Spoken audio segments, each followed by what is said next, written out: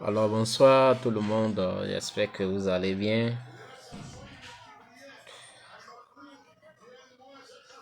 Ça va bien chez moi. Dieu fait grâce, ça va, je suis là. Voilà, ça va très bien et que aujourd'hui j'ai ouvert ma caméra pour parler de plusieurs sujets. Vous savez que l'actualité est dominée par la guerre en Iran. Mais aussi, il y a une actualité, il y a beaucoup de choses qui se passent chez nous. Donc, c'est pour juste parler de ces choses-là que j'ai ouvert ma caméra.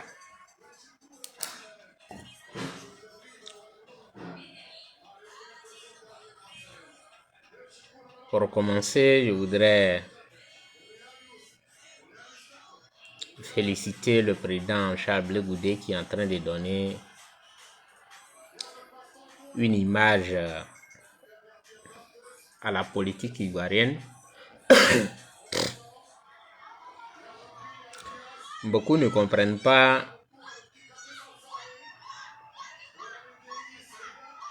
la portée de ce que Charles Blé Goudé fait. Qu'il soit dans son champ à Petit Bondoukou, qu'il organise des cafés, des débats. Voici ce à quoi la politique doit ressembler en Côte d'Ivoire.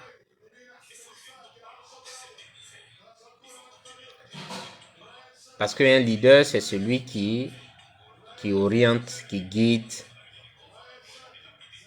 C'est celui qui apporte quelque chose, qui encourage. Donc,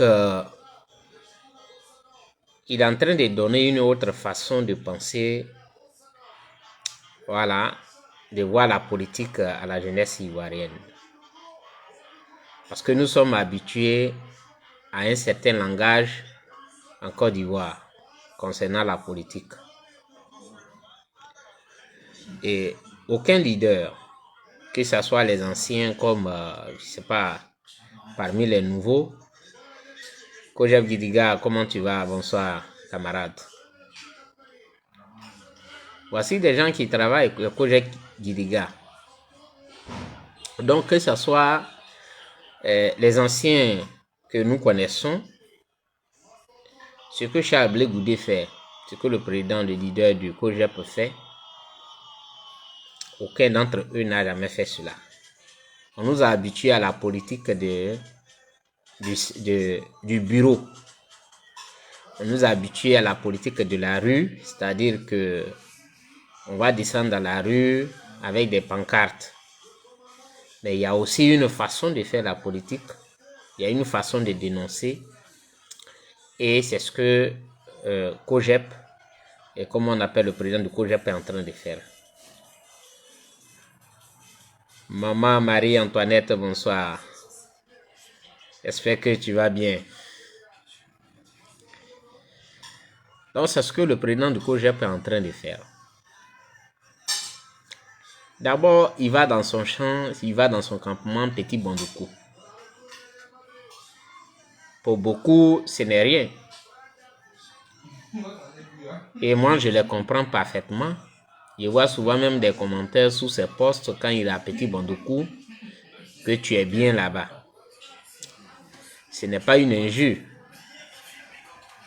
Eux, ils considèrent, ils voient ça comme une injure, mais ce n'est pas une injure pour moi.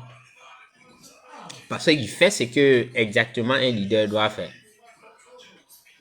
Chaque peuple a sa culture, chaque peuple a son histoire. Et notre histoire, notre culture, et selon ce qu'on nous dit, le développement de la Côte d'Ivoire repose sur l'agriculture. Donc, il ne suffit pas de dire que le développement de la Côte d'Ivoire, la richesse de la Côte d'Ivoire se repose sur l'agriculture et ne même pas donner un exemple. Donc, Charles Blé Goudé est un exemple, est un leader exemplaire. Ce monsieur, il me fascine. Voilà, il me fascine parce que nous sommes habitués à des propos. Nous ne sommes jamais comment on appelle ça, dans l'action. On nous a habitués à des propos, à des paroles fortes, mais on n'a jamais été dans l'action. Mais il le fait, il va à petit Bondoukou. Ce qui veut dire qu'aujourd'hui, il encourage la jeunesse à entreprendre depuis les terres de nos parents, ce qui est déjà bon, et c'est ce que les gens doivent comprendre. On a souvent l'habitude de dire que qu'est-ce qu'il a fait? Parce que on voit le leader ou bien le président doit occuper un poste à la banque ou bien il doit être le directeur d'une banque avant de dire que oui, c'est un leader. Mais quand il va à Petit Bondoukou, c'est-à-dire, il donne forme à ce que nous avons l'habitude de dire. Ah, l'économie de la Côte d'Ivoire repose sur l'agriculture. Il ne suffit pas de le dire. Il faut le démontrer. J'ai vu un rang des jeunes à Boaké. Ces jeunes-là, on dit, ils vont pour se faire enrôler pour devenir militaires.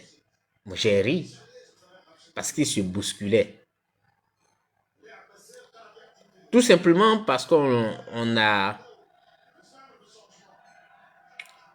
développé cet esprit-là que c'est celui qui travaille dans un bureau qui est mieux vu. Donc, j'ai vu ces jeunes-là, j'ai vu les vidéos, j'ai regardé comment les jeunes se bousculaient pour se faire enrôler.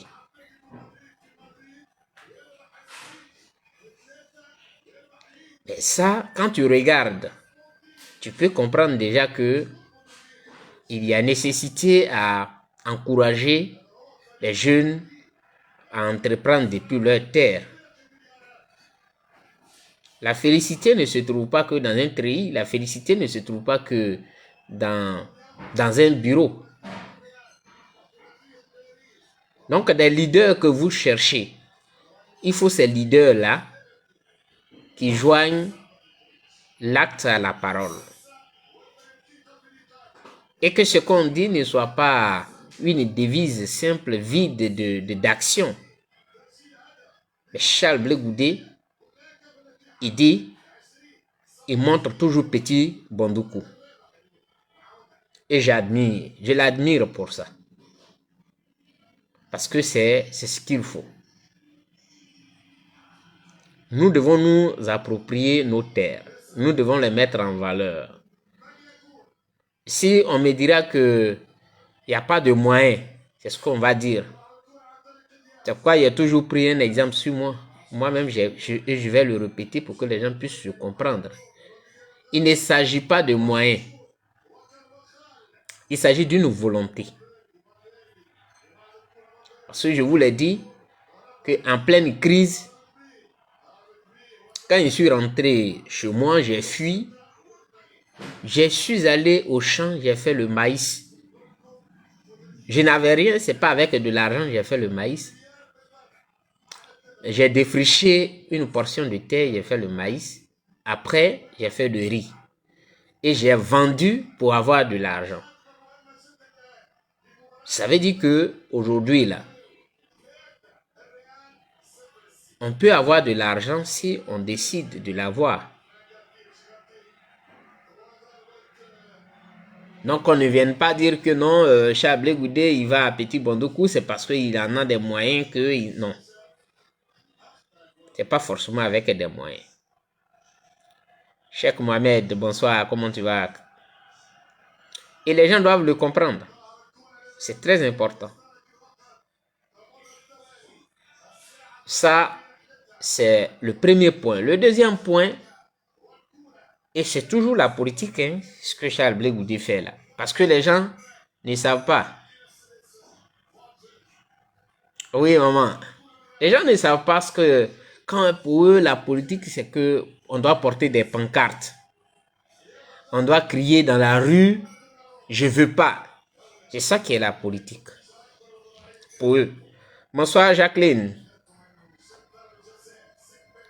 Mais vous voyez, Chablé Goudé organise ce qu'on appelle le café politique pour avoir un débat. Salut Juju. J'espère que vous allez bien.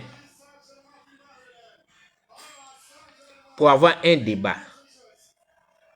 C'est-à-dire, il organise ce qu'on appelle le café politique pour permettre aux jeunes de s'exprimer, de parler. On ne peut pas attendre que, non, on va revendiquer, on va descendre dans les rues. Voilà, c'est là on dit que lui là, c'est un grand politicien. Parce que bon, il nous a appelés dans les rues, non. Il faut appeler les jeunes autour d'un café et leur enseigner les principes démocratiques. Sur quoi se reposent ces principes-là? Quand on parle de la démocratie, c'est quoi la démocratie? Il faut qu'ils apprennent réellement. Il ne faudrait pas que ce soit un mot qu'on ait sur les lèvres. Démocratie, démocratie, démocratie. On a accepté d'adopter la civilisation occidentale, qui est la démocratie. Non, c'est la démocratie. D'ailleurs, eux-mêmes, je vais arriver là, ce qui n'applique pas. Ah, la démocratie. On a laissé nos valeurs. Mais il faut savoir sur quoi repose cette démocratie-là. Ça repose sur quoi? Et les jeunes, il faut leur enseigner. Parce qu'ils ne le savent pas. Quand tu regardes même leurs commentaires sur les réseaux sociaux, tu vois qu'il y a un manque de formation politique. Et donc, ce que Chablé Goudé fait, quand il organise un café politique, c'est pour avoir des échanges. Et il brise ici aussi un code. Les gens pensent que quand on est un leader, bonsoir mon papa, mon grand-père, merci pour les cœurs. Quand on est un leader, on n'est pas accessible. Parce qu'on est un leader, donc on n'est pas accessible. Mais il faut créer les conditions pour être accessible. Parce que ceux que tu veux diriger là, c'est avec eux il faut parler, il faut échanger avec eux, il faut leur expliquer. Parce qu'ils ne sont pas forcément, ils ne comprennent pas forcément ta ligne, ils ne comprennent pas forcément ce que ça veut dire diriger. Eux, ils ne comprennent pas ça comme ça. Maître Oisir, bonsoir grand-père. Et ils ne comprennent pas ça. Alors donc, il faut créer des conditions pour pouvoir échanger avec ces jeunes-là. Ils vont t'écouter, vous allez vous écouter. Et ça leur permet d'avoir une éducation politique. Sinon, ce n'est pas pour attendre des occasions. On dit que non, le prix du riz a augmenté. Donc, on vous appelle dans les rues. Allons-y, on va manifester. Ah, c'est un garçon. Parce qu'il vient de dire que le prix du riz a augmenté. Donc, il n'est pas d'accord. On va marcher tel jour. Oui, il peut avoir ça. Mais il ne faudrait pas que ça soit reposé la politique. Qu'est-ce que tu fais de la jeunesse d'abord? Est-ce que tu as formé la jeunesse? Est-ce que la jeunesse c'est ce qu'on appelle, ils connaissent eux leurs droits? Merci mon grand-père. Oui, c'est ça le grand travail. C'est ce que les gens doivent comprendre. Est-ce que les jeunes, les thèmes qu'on utilise aujourd'hui, là le 8 mars comme ça là, est passé? J'ai entendu des débats. Mais qu'est-ce que ça veut dire le 8 mars pour les femmes? Mais tout ça là, ce sont des débats avec des hommes politiques. Il faut que ces jeunes-là comprennent réellement ce que c'est la politique. Et la politique, ce n'est pas de se mettre dans la rue seulement en train de crier ou avoir des propos durs pour dire que c'est un dur. Non, tu n'es pas un dur. Non, tu ne sais rien de la politique. Parce qu'on ne t'a pas appris. Tout ce qu'on t'a appris, c'est qu'on se réveille un matin, puis bon, on t'appelle, on dit allons-y dans la rue. Allons-y faire une marche là. C'est ce qu'on t'a appris. Mais on ne t'a pas formé réellement. Le leader pour qui tu parles, ou bien le leader que tu appelles ton leader, ne sait réellement pas, comment on appelle ça. Il n'a jamais eu un contact avec toi. Il t'a jamais enseigné. Il n'a jamais parlé avec toi. Mais ce leader-là, il va utiliser un sujet sensible qui va t'amener à courir dans les rues. Mais il ne t'a pas donné d'abord même la base. Il ne t'a pas enseigné. Tu ne connais pas l'enseignement. Tu n'as pas appris l'enseignement. C'est quoi la politique? Il ne t'a pas enseigné ça. Tout ce qu'il peut te faire, c'est de t'appeler, de venir dans les rues. Et toi, tu vas le suivre dans les rues. Et tu vas croire que c'est le vrai leader. Donc, Charles Blé Goudé, quand il organise les cafés politiques, c'est pour avoir un échange. C'est pour parler avec lui. C'est pour poser des questions sur la démocratie, sur beaucoup de choses. Et comme ça, la jeunesse se forme. Désormais, elle sait ce qu'elle dit quand elle parle.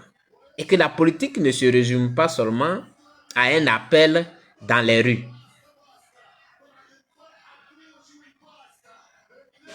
C'est ce que vous devez comprendre. Voici ceux qui sont les vrais leaders. Le leader, ce n'est pas celui qui est bardé de diplômes. Qu'il a 800 doctorats. Il a, je ne sais pas quoi. Tu peux avoir les 800 doctorats. Vous-même, vous regardez sur la scène politique. Des gens qui sont bardés de diplômes. Les diplômes, ce sont des connaissances qu'on acquiert. Tu vas à l'école, on dit, ah, tu as eu tel diplôme, tel diplôme, tel diplôme. Ok, c'est bien. Ça dit de façon administrative, c'est comme on t'apprend 1 plus 1 égale à 2.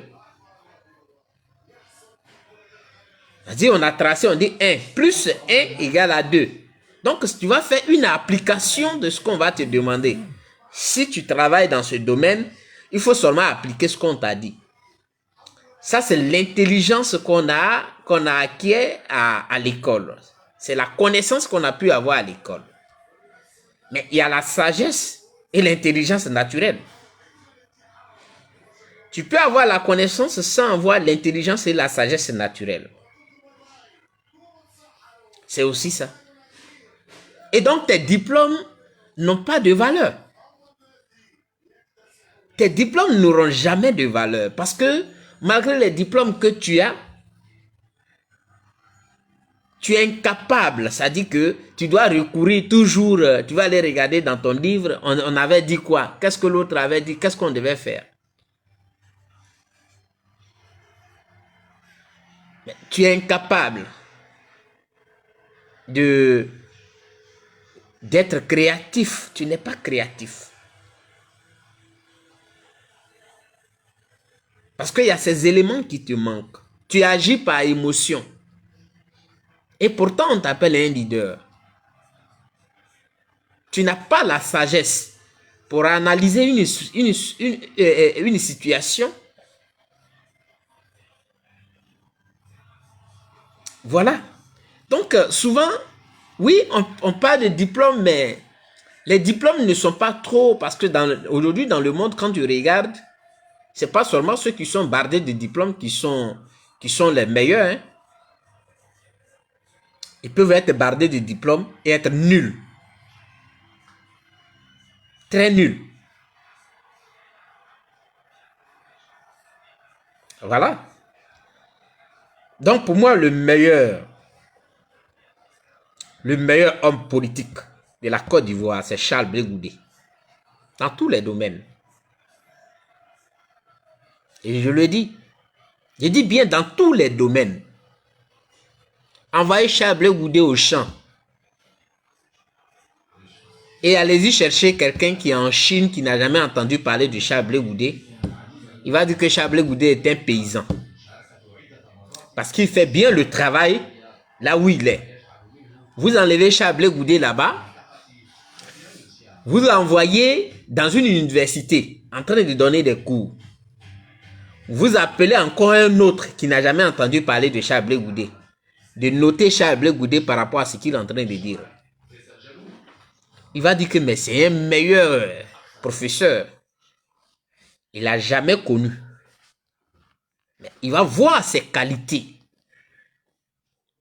Donc dans tous les domaines, c'est quelqu'un, il est bon, il est polyvalent.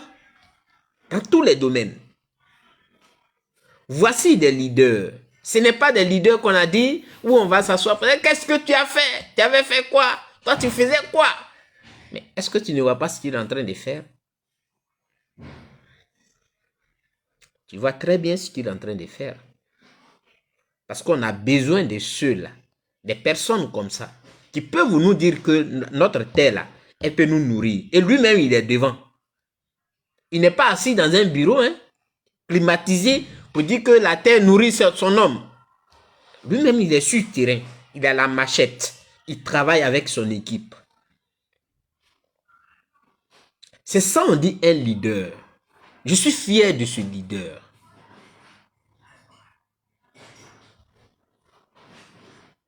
Voilà. Maintenant, au niveau intellectuel, écoutez-le. Chablé Goudé n'a jamais fait le droit. Mais quand il prend des thèmes de droit, là, en tout cas, il les explique. Au niveau du monde, il connaît l'histoire du monde. Parce qu'il se forme. C'est ça aussi un leader.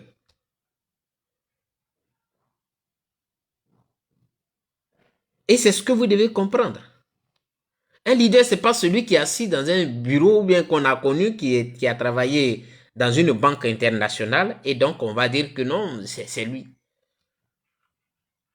Mais parlons de la cohérence même. Parce que certains ont ce raccourci là, quand ils veulent se débarrasser des personnes, ils leur donnent des noms. Ils leur attribuent des choses qu'ils n'ont jamais faites. Mais de l'université, en passant par la résistance jusqu'à aujourd'hui, allez-y voir les propos de Chablé Goudé jusqu'à aujourd'hui. Ce sont les mêmes propos. C'est-à-dire que ces propos n'ont pas changé. Il y a une cohérence dans ce qu'il fait. Il y a une cohérence dans ce qu'il dit. Quand il y a des choses à ajuster, il les ajuste. C'est normal. Par exemple, sa posture actuelle, c'est ce qu'on appelle un ajustement. Ce que certains ne veulent pas accepter là. Mais c'est cela le sens de la politique.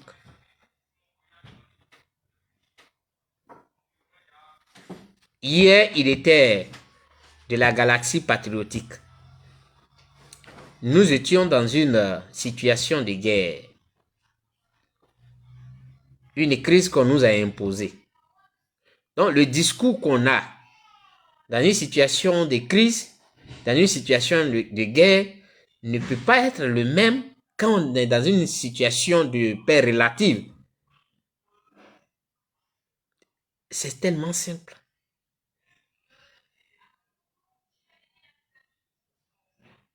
C'est tellement simple.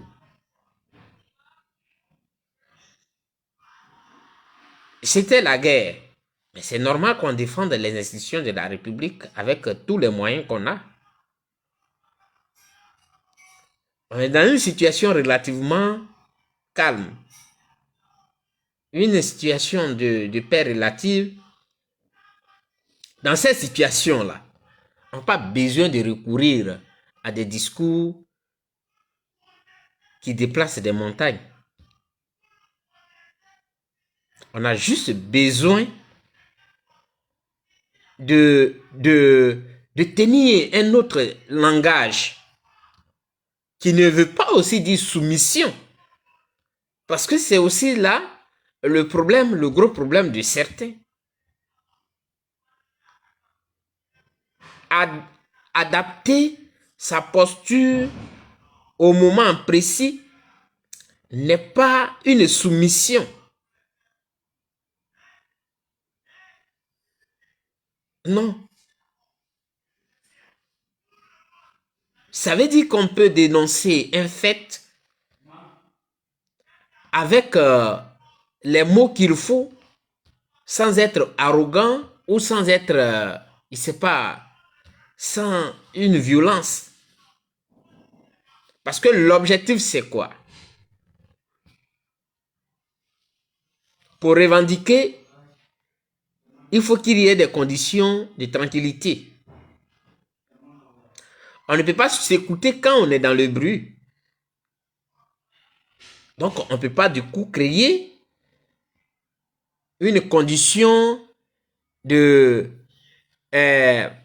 non-paix pour qu'on puisse s'entendre. Il faut savoir revendiquer.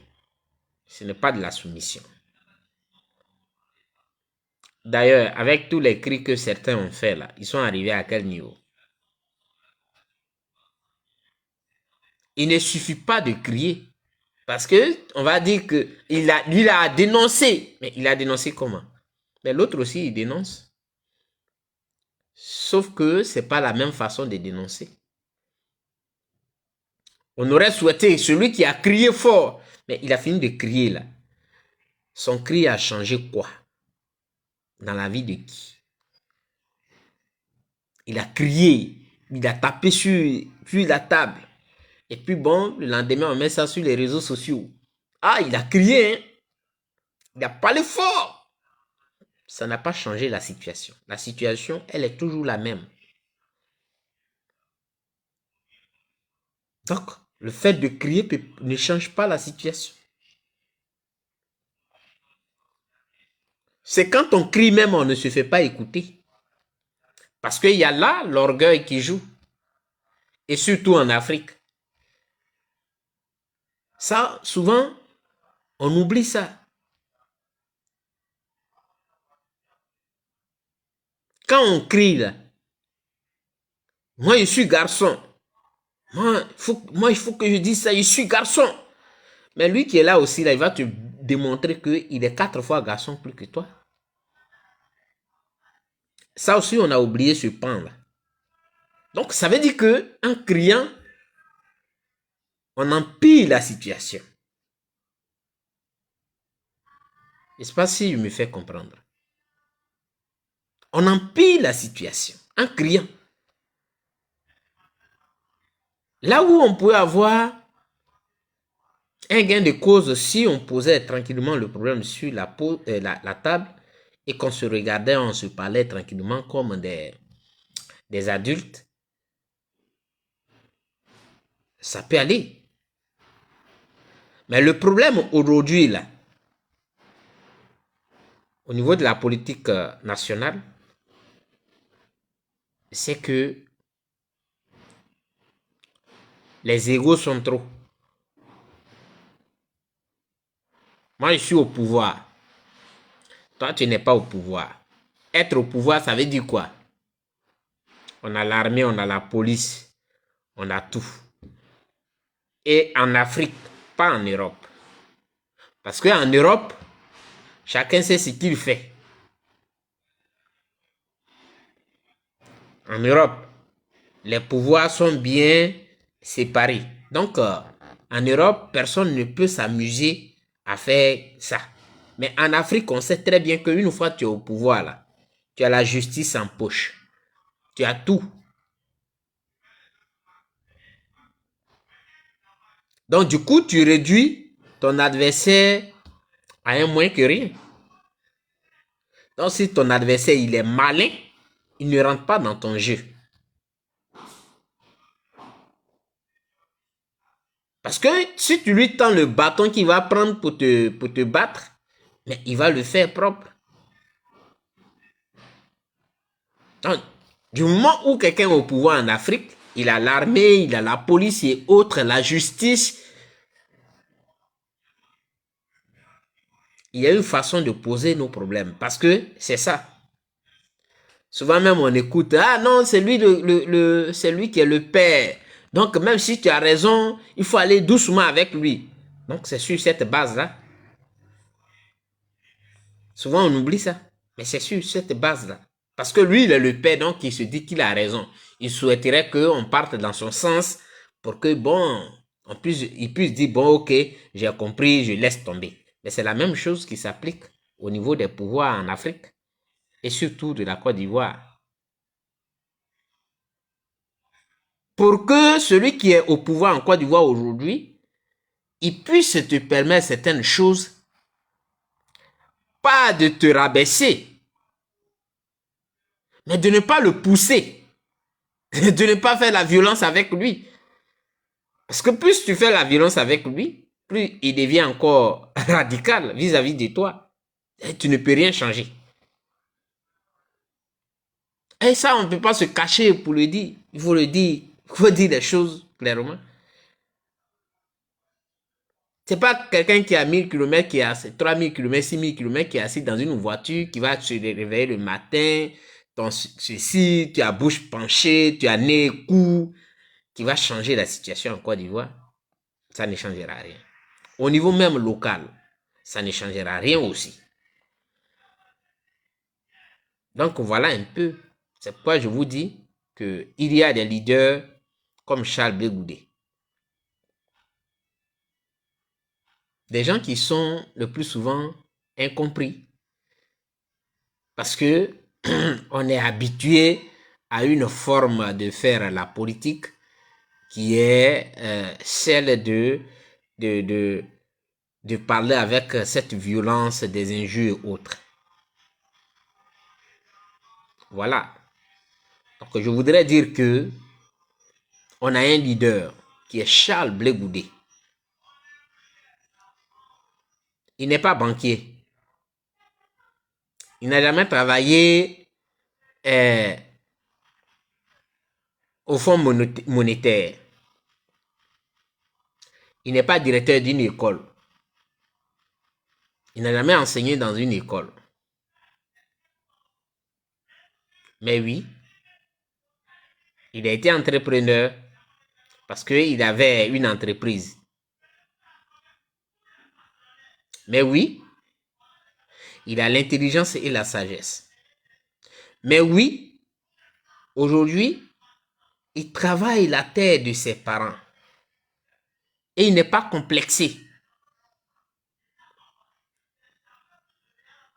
Il n'est pas complexé, il ne dit pas que non, voilà, moi c'est Charles Blé Goudé, qu'est-ce que je vais aller chercher au champ?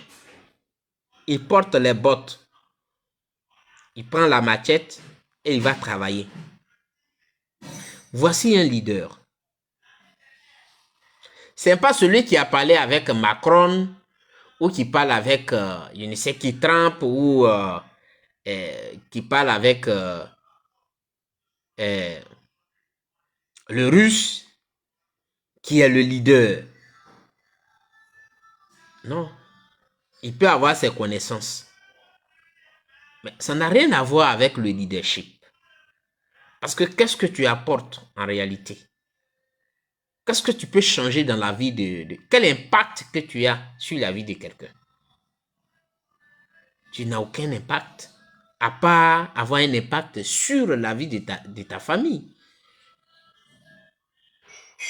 Non, c'est ce que vous devez comprendre. C'est ça le leadership. Celui qui est capable d'apporter quelque chose, qui est capable de te faire changer. Et la confusion aussi, bonsoir Edith, la confusion qu'on fait, c'est-à-dire qu'on regarde quand on dit à lui là, il est le leader, qu'est-ce qu'il peut me donner? Parce que de suite, on veut que ce leader-là vienne nous distribuer des billets de banque. On n'apprend pas de ce que fait le leader. Parce qu'un leader qui, par exemple, qui va au champ, qui travaille, mais il est en train de nous encourager. Donc, il y a un impact sur notre vie. Il nous donne une façon de voir la vie. Donc, déjà, c'est un leader. Il nous apporte déjà trop. Par cette façon de faire. Il nous apporte déjà trop. Il nous ouvre. Il nous dit que non, ça peut nous apporter quelque chose.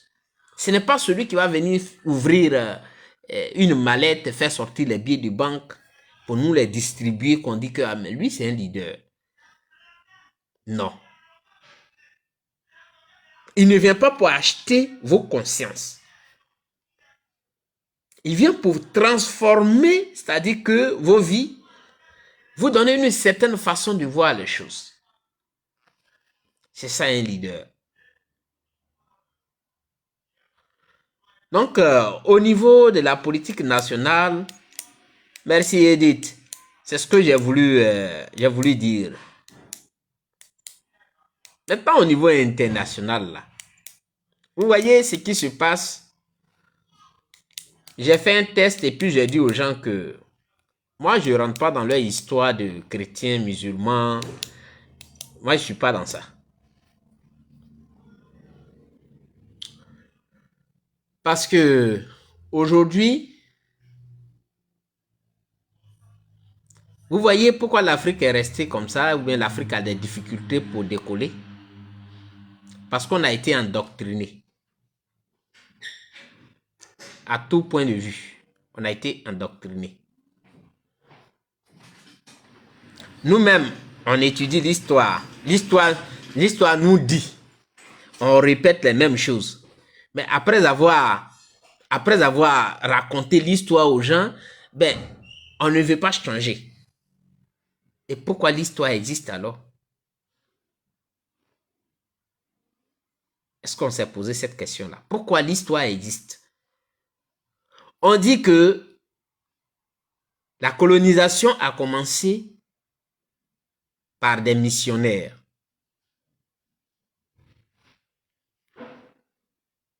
C'est-à-dire par la religion.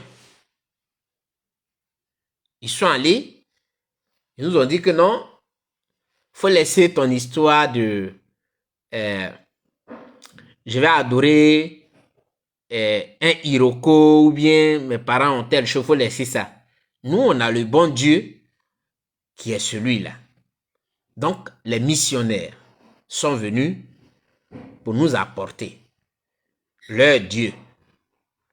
On oublie que Dieu, il est universel. C'est ce qu'on oublie. Parce que, avant les missionnaires, ce n'est pas les missionnaires qui ont dit au bêté d'appeler Dieu Lago. Est-ce que vous comprenez ça? Donc, si dans la conscience collective des bêtés, Dieu s'appelle Lago, ça veut dire que Dieu existe même avant l'arrivée des missionnaires. Ok. Mais comment Dieu est parvenu à mettre dans la tête de ces bêtés-là comment eux, ils doivent l'adorer? Par quels moyens ils doivent adorer lui, Dieu? On ne s'est pas posé cette question. Les guerriers l'appellent Gela. Comment les guerriers savent que Dieu s'appelle Gela? Est-ce que c'est un missionnaire qui a mis dans la tête d'un guerrier que Dieu s'appelle Gela? Non.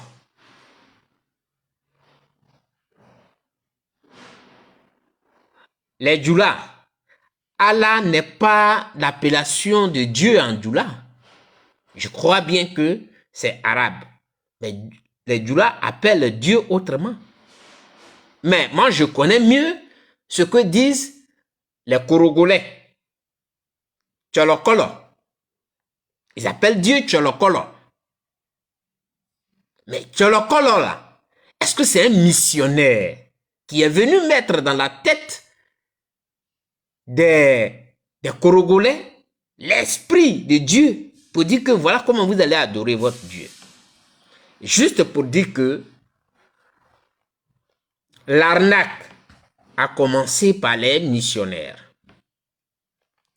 Et ceux qui nous ont apporté leur Dieu là, regardez, asseyez-vous et regardez leur comportement.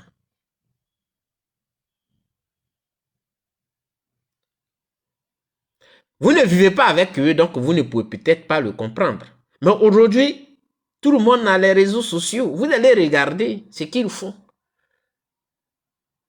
Quand on prend le cas de l'Israël, où on dit que c'est ici Jésus est né, à Bethléem, et que Jésus a béni cette terre.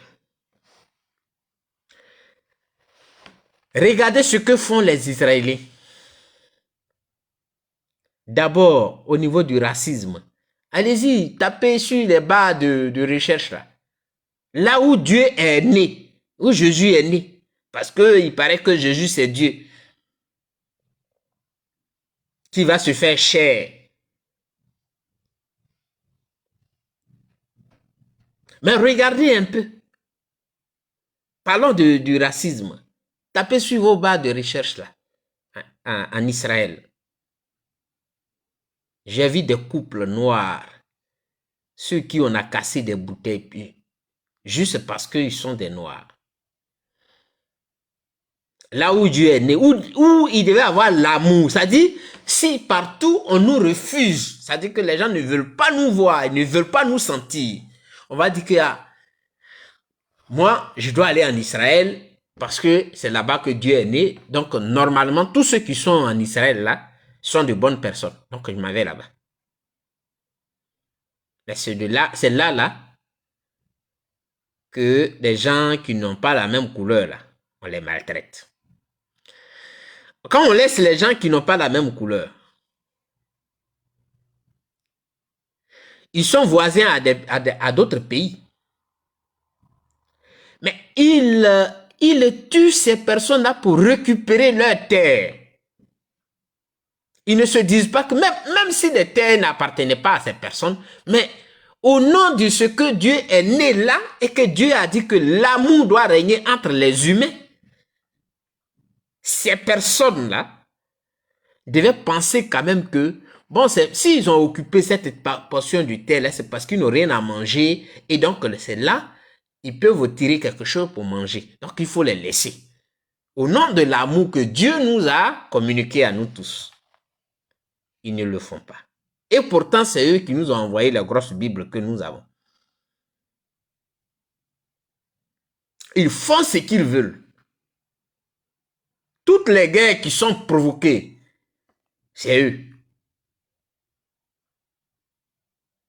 Ah, la terre bénie d'Israël. Mais c'est eux. Ils n'ont pas pitié. Ils tuent même les enfants, les femmes enceintes. C'est pas leur problème. Toujours dans la religion. Allez-y un peu dans les pays du nord de l'Afrique. Là-bas, ce sont les musulmans. On dit, ah, la religion musulmane, c'est une religion d'amour.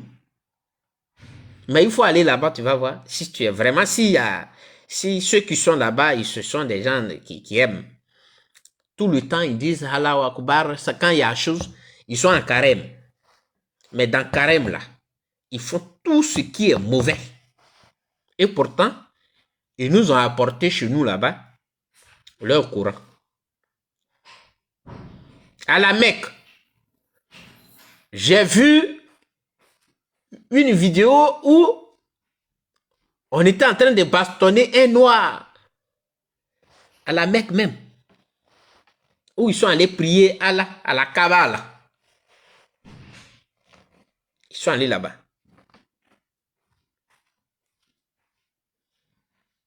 Et pourtant, c'est eux qui nous ont apporté leur Coran. Pour nous dire que, voilà, Dieu, voilà, c'est Dieu qui nous a enseigné ça. Dieu dit l'amour. Chez nous, on connaissait Dieu avant toutes ces choses-là. Ça, j'appelle ça l'arnaque. Ça, c'est l'arnaque. C'est ce que vous devez comprendre. Donc, quand vous regardez toutes ces choses-là, ça devait vous apporter, ça devait vous amener à comprendre réellement que il faut se réveiller. Ça, c'est la première des choses. Déjà, nous ont apporté la démocratie. Chez nous, on a notre organisation politique. Parce que on est bien organisé, on a tout. Et les gens viennent, ils disent non, il faut comment on appelle ça? La démocratie. Excusez-moi, il vient un moment.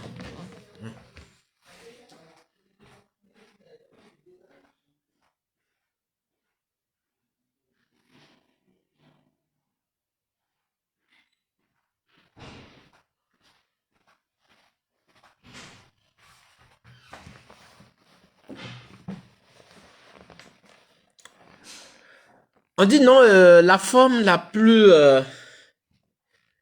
disons, c'est qu'il faut utiliser la forme politique, la démocratie.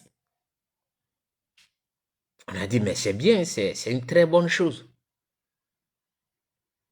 Et donc, dans notre pays, on a adopté la démocratie. Les systèmes que nous avions, on a tout, voilà, on a tout détruit. La démocratie.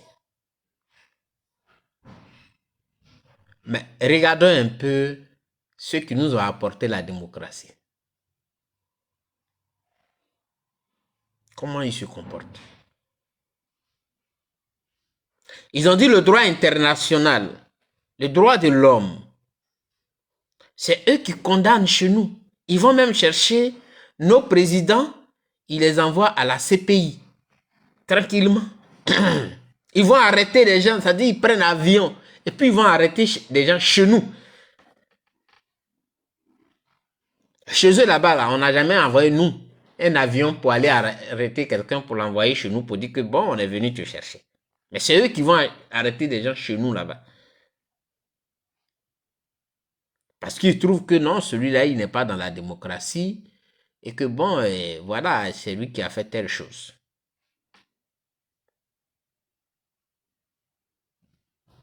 Les mêmes là, ils mènent les guerres partout. Au mépris du droit international.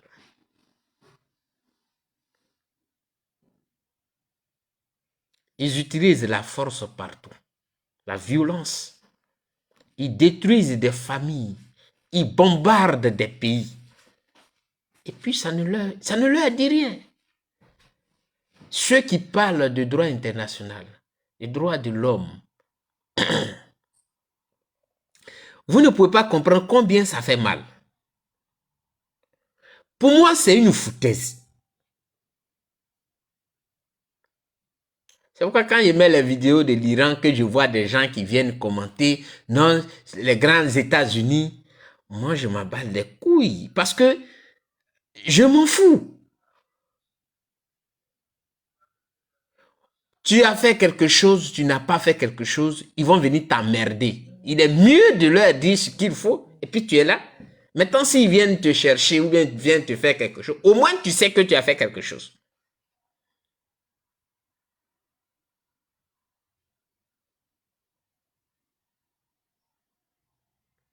Ils nous enseignent, ils nous disent le droit international.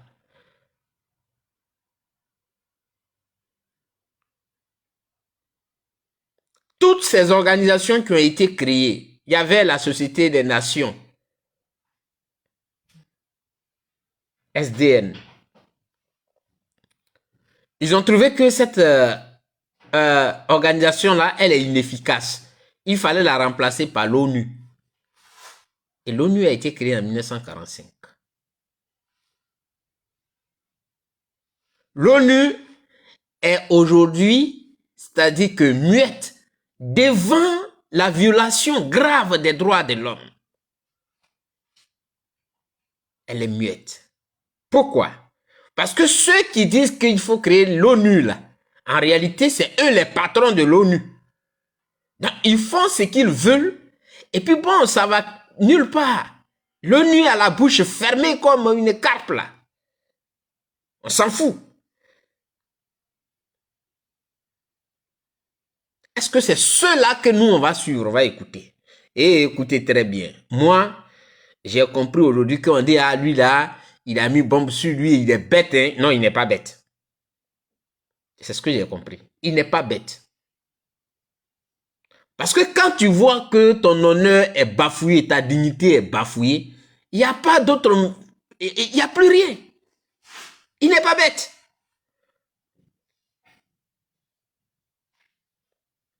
Parce que on te déshumanise. Tu as une chose devant eux parce qu'ils ont la puissance. Tu as une chose, tu n'es rien pour eux. Ils peuvent faire ce qu'ils veulent de toi.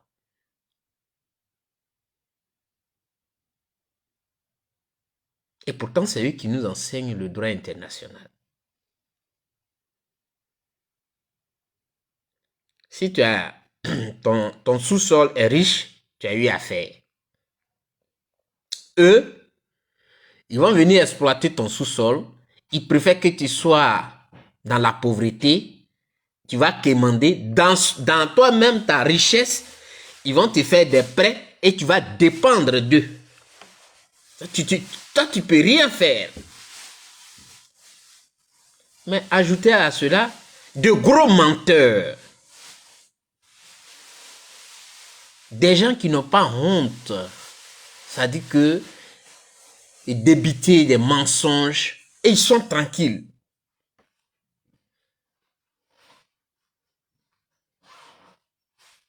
On avait vu en ceux-là, c'est pas une créature idéale. Mais on s'est trompé.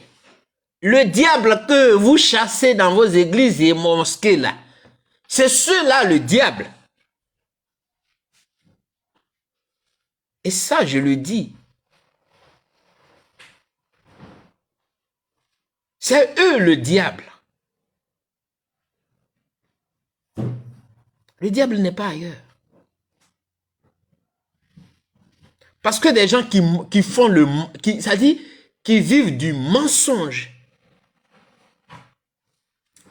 Tu as raison, mais une fois ils sont dans leur complot, tu n'as plus raison. Tu vois toi-même ta raison s'envoler comme ça. Et ils maintiennent ce qu'ils disent. Tout simplement parce que tu n'es pas puissant. Tout simplement parce que, bon, eux, ils ont tout ce qu'il faut pour te détruire. Donc, ils ne te considèrent pas comme un être humain. Vous voyez comment la France tergiverse? Ceux-mêmes qui avaient parlé des droits de l'homme, qui avaient créé les droits de l'homme, et on considérait la France comme un pays des droits de l'homme. La France est incapable de condamner ce qui se passe. Dire aux États-Unis que ce que vous faites là, c'est pas normal. On leur pose des questions. Est-ce que l'intervention des États-Unis ou bien de l'Israël était normale à Beyrouth, disons au Liban? Ils ne peuvent pas répondre. Parce qu'ils ont déjà choisi leur camp. Ce n'est plus le droit qui est là. Et ils ont choisi leur camp. Et donc, c'est ça ils doivent soutenir. Point barre. Le reste, ils vont tergiverser. Les États-Unis et l'Israël décident d'aller attaquer l'Iran.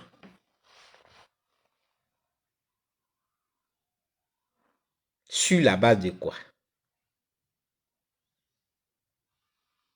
Ils disent que l'Iran veut avoir la bombe atomique. Et ils décident d'attaquer l'Iran. En plus, ils bombardent une école. Ce vieux monsieur qui est aux États-Unis, qui change comme un caméléon là, il dit que ce n'est pas les États-Unis qui ont bombardé l'école, où il y avait 160 et quelques élèves. Et que les Iraniens ne savent pas tirer, donc ils ont mal fait et ils ont dû tirer sur l'école.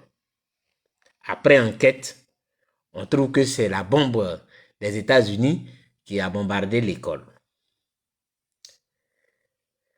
Pour ne pas assumer cette erreur, et comme on appelle cette méchanceté, ils se sont assis entre eux là-bas pour trouver que non, c'était une erreur de données. Les données qu'ils ont reçues, c'est ça. C'est-à-dire que en mettant les données, ils ont fait une erreur. Vous voyez comment on se fout des gens. La France est incapable de dire non. Ce que vous faites n'est pas normal.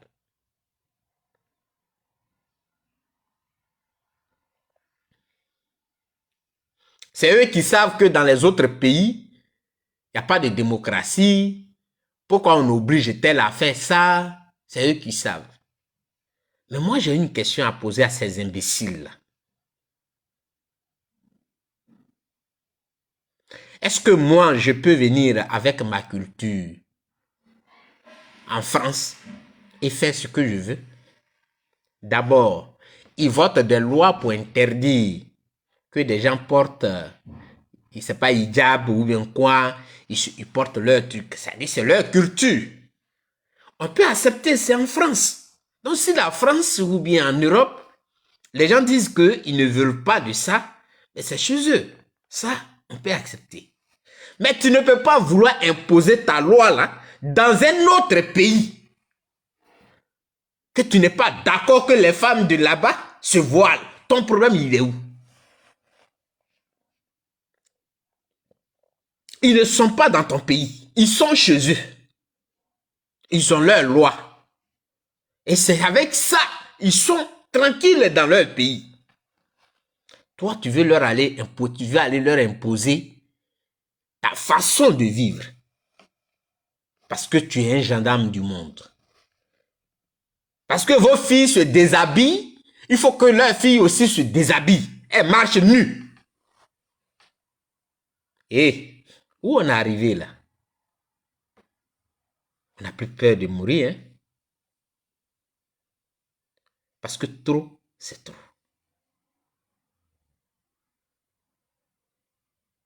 Trop, c'est trop. Et finalement, eux, leur façon d'être, leur façon de penser est la meilleure que nous, la nôtre. Tant que ça dit que tu ne fais pas comme eux, c'est que toi, tu n'es rien. Et c'est ça qu'ils appellent la civilisation.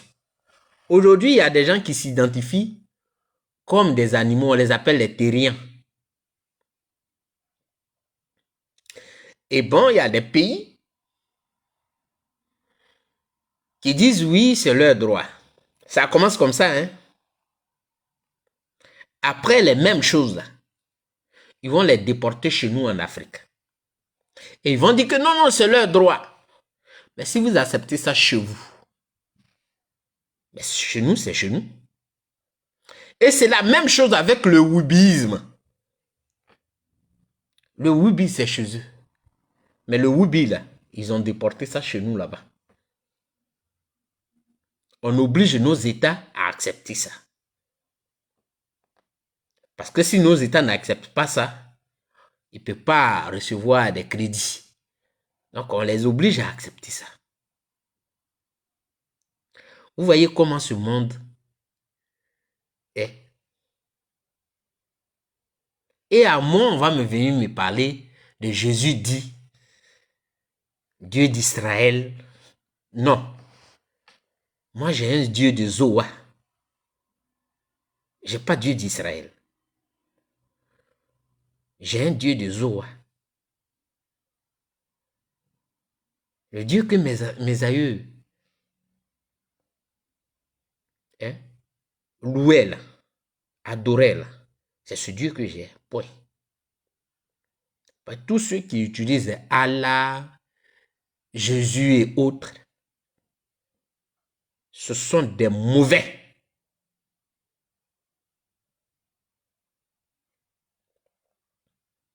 Ce sont des mauvais. Parce qu'ils ne donnent même pas l'exemple pour dire que non, il faut les suivre parce que ce qu'ils disent, c'est la vérité. Ils ne donnent même pas l'exemple. Voilà un peu.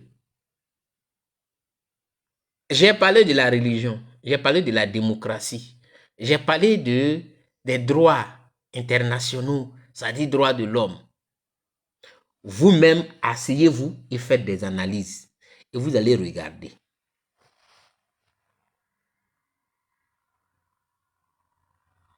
Que les gens veulent simplement nous imposer leur façon de faire. Sinon, en réalité, quand on parle de droits de l'homme, tout le monde devait se soumettre à ça. Pour dire que bon, voilà, ça c'est pas normal, on ne doit pas le faire. C'est pourquoi l'Espagne a dit non. L'Espagne a dit non.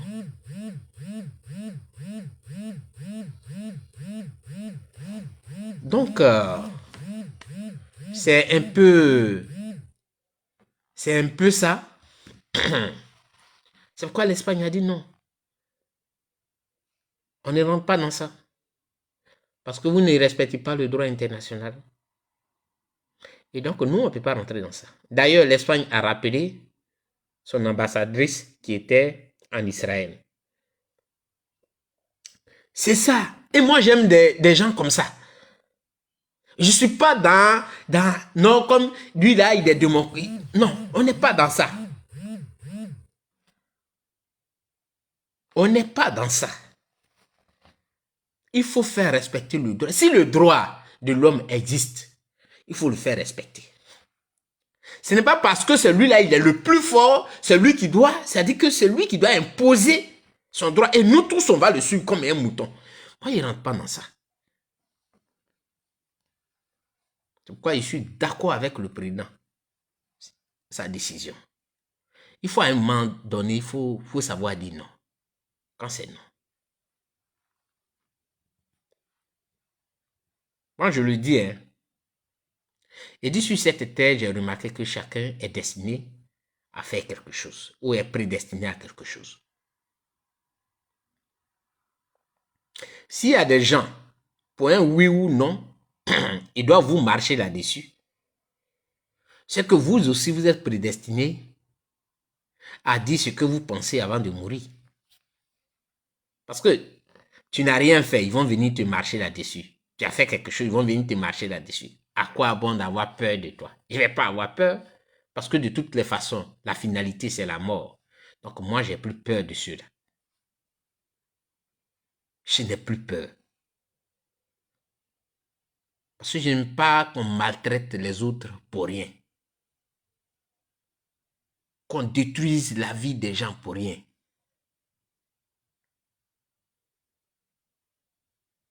Toi, tu es chez toi. Tu mets des ordres chez toi. Quand j'arrive chez toi, tu me dis que non, ici, là, c'est chez moi. Si chez toi, là-bas, à Zoa, tu marchais sur un pied, ici, là. Si tu as un pied, il faut trouver ton deuxième pied. Et puis, je fais un effort pour avoir le deuxième pied, pour ne pas violer tes règles. Mais si tu vas chez moi à Zoa, si je te dis qu'à Zoa, là, nous, là, c'est la tête, c'est par la tête on marche et les pieds en l'air, là. Il faut le faire. Toi, tu n'as pas à me dire depuis où tu es là, pourquoi les gens de Zoa, là, eux, ils marchent sur la tête. Ton problème, c'est lequel? Est-ce que ceux de Zoa, là, quand ils marchent sur la tête, ils te disent que non, ça les fatigue de marcher sur la tête et qu'ils ont besoin de ton soutien?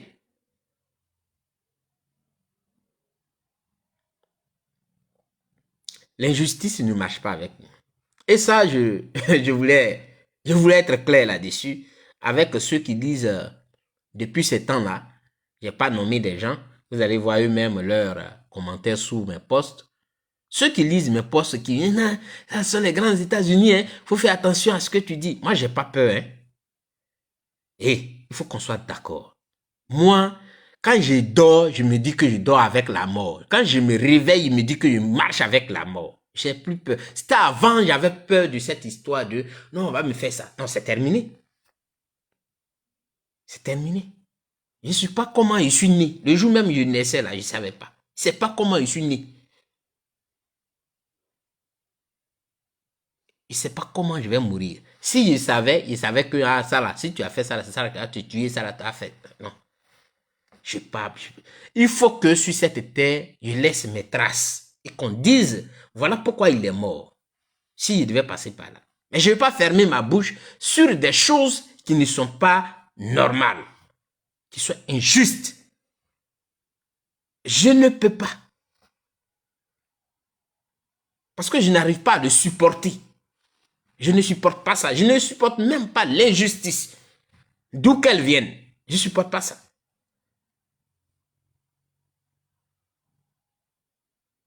C'est ce que les gens doivent comprendre. Je m'en fous des États-Unis. Je m'en fous de qui ils sont. De qui ils représentent. Ce qu'on demande aux États-Unis, c'est de respecter les droits des autres. S'ils respectent les droits des autres, il n'y a pas de souci. On est des amis. Parce que moi, je ne peux pas aller me foutre des États-Unis comme ça. Ils enlèvent un président d'un pays, ils s'en vont avec lui. Non, et puis ça applaudit. Ah, ils sont forts.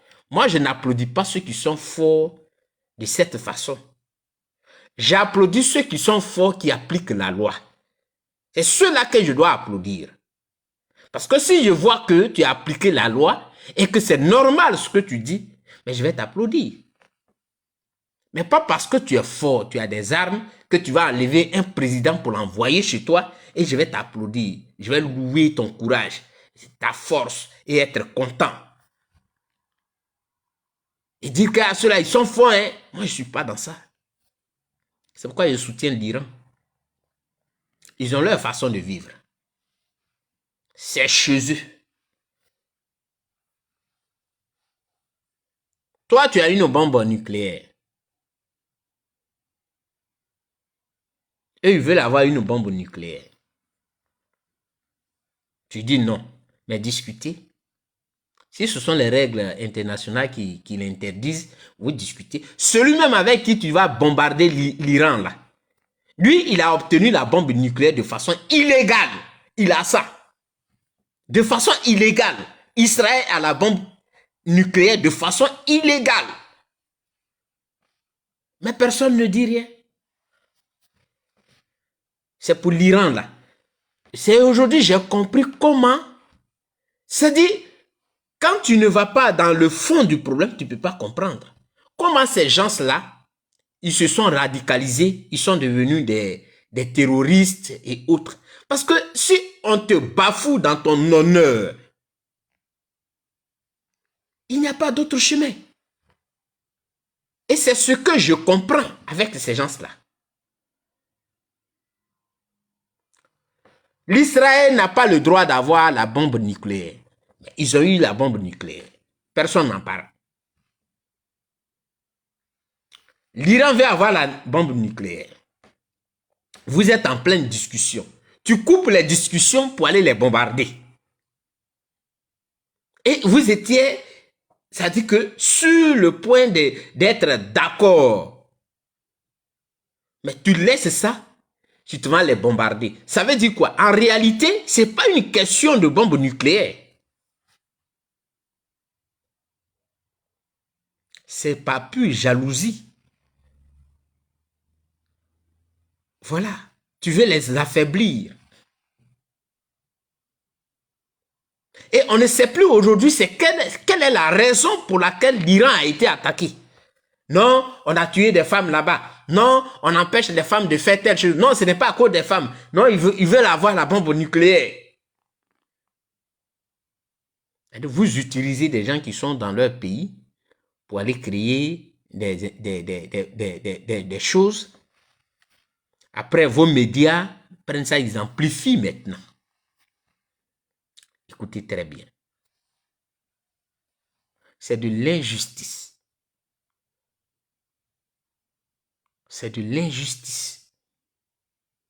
On ne peut pas se comporter comme ça. Comme des voyous.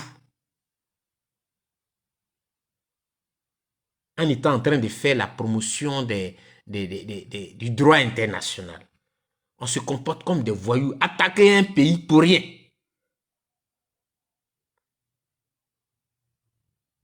Voilà un peu ce que j'ai voulu dire. Et ceux qui me suivent, ceux qui me lisent, c'est à cause d'eux que je fais cette partie-là, pour qu'ils puissent comprendre qui moi je suis. Je ne suis pas du genre à applaudir ce qui est mauvais. Non, je ne suis pas de ce genre.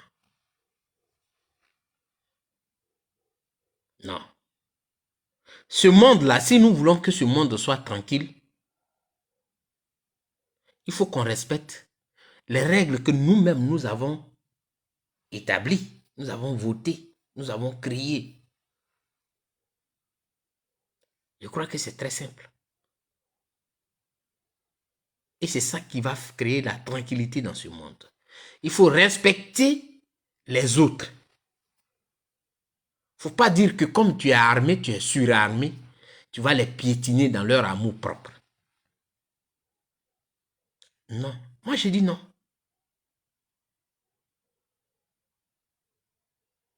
Et je ne suis pas dans votre histoire des chrétiens, musulmans, d'ailleurs même ces religions-là. Je trouve que c'est une arnaque. Parce que quand on se dit que Jésus est né à Bethléem et que Jésus vient d'Israël, c'est une terre bénie, normalement, ceux qui doivent faire la promotion de l'amour, c'est ceux qui sont en Israël. Quand nous on fuit là, c'est vers eux on devait aller, normalement. Pour dire que c'est la terre bénie. C'est là que Jésus est né. Pour les musulmans, quand ils fuient, ils doivent aller où? Là où leur Mahomet est né. Mais c'est dans ces pays-là qu'on ne respecte personne. Le seul crime, quand le crime même, ça dit une fois tu es noir, c'est fini. Tu n'es plus rien. Et moi, je ne suis pas dans ça.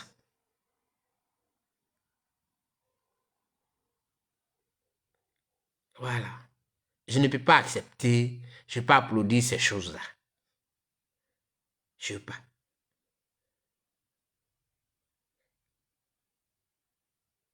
Donc, c'est ce que j'ai voulu dire.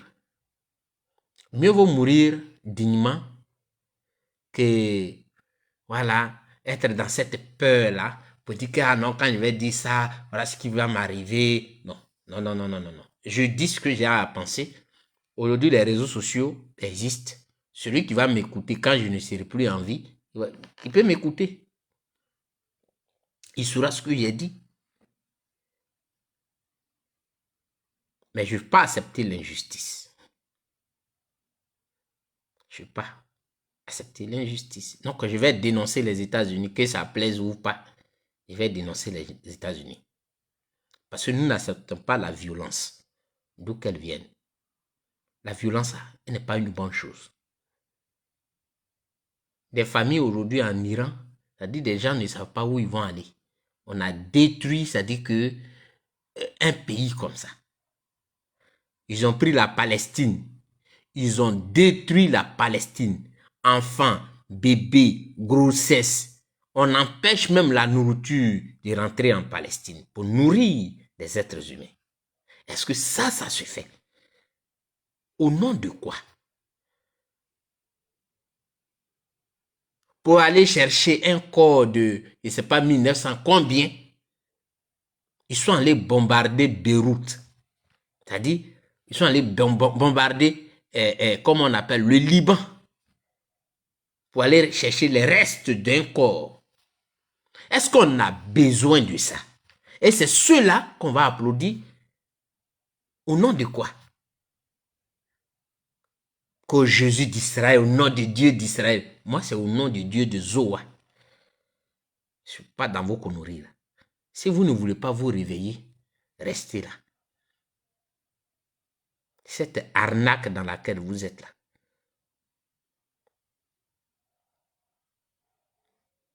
Parce que ce n'est pas normal. Ce n'est même pas du tout normal. Ce n'est pas normal. La France qui a créé les droits de l'homme et les États-Unis sont ces deux pays-là. La France joue à un jeu de trucs. Veulent suivre la France est là, elle suit les États-Unis comme ça. Au lieu de dire non, mais vous sortez grand, on va dire, ah mais oui, ça, la France est en train d'appliquer la loi, le droit international. La France dit non. Mais on ne connaît même pas la position de la France. Jusqu'à on demande même au ministre des Affaires étrangères, qui est incapable de condamner ce qui s'est passé. Qui est incapable. Ce n'est pas normal. Donc les gars, c'est ce que j'ai voulu vous dire. Voilà. N'ayez pas peur. La vie, c'est comme ça. On est prédestiné à quelque chose. Il faut aller. C'est Dieu qui fait. Et c'est tout. Donc, allez, que Dieu vous bénisse. Bonne nuit.